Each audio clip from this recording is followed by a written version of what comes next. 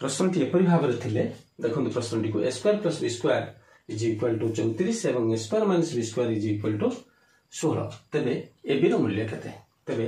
आमे ab रो मूल्य लिखिबा वर्तमान 34 रो वर्ग माइनस 16 रो वर्ग रो वर्गमूल विभक्त 2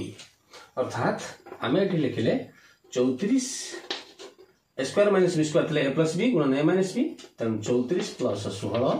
आ गोटे 34 माइनस 16 रो square root by 2 is equal to 34 रे 16 मिसे देला 50 गुणन 34 रु 16 गले रहला 18 रो स्क्वायर रूट बाय 2